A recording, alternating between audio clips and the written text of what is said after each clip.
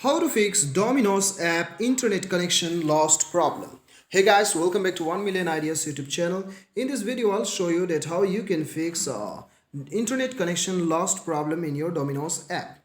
So guys, as you can see, I have this error on my application, and then whenever I try to click any of the food on Domino's, it says me on the below that the connection is lost. So guys, as you can see, here is the internet connection lost problem. So I'll tell you the exact way how you can fix this problem, and at the end of the video you will be able to fix this problem, and then you'll enjoy your app.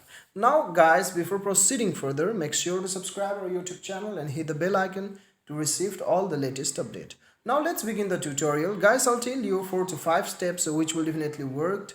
Now the very first step is restart your phone once, and then check whether your internet connection is turned or on or not. Sometimes our internet connections gets automatically off, and it doesn't our app doesn't work. So guys, you have to check whether your internet connection is good or not, and then also check if your internet connection is not working properly, then switch your internet connection to the another SIM card, and then you can also use the hotspot to check whether your internet connection is working properly or not.